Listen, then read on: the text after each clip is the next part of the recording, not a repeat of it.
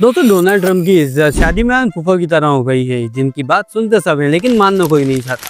Joke सपाट। US president Donald Trump ने 23 जून की रात को अनाउंस किया कि ईरान और इजराइल के बीच में सीज फायर एग्रीमेंट हो गया। 12 दिन की कॉन्फ्लिक्ट के बाद यूएस ने बोला पहले ईरान सीज फायर फॉलो करेगा और फिर अपने बचे हुए मिशन कंप्लीट करने के बाद इजराइल भी सीज फायर फॉलो करेगा। ट्रंप ने कहा ceasefire now in effect और दोनों कंट्रीज से बोला please do not violate it.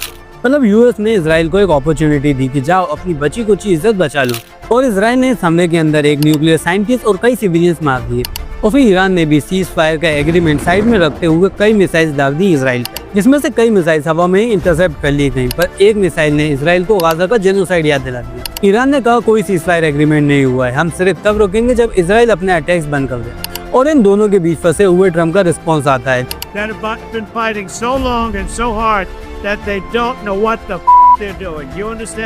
और स्पेशली इजराइल से बोला bring your pilots home now.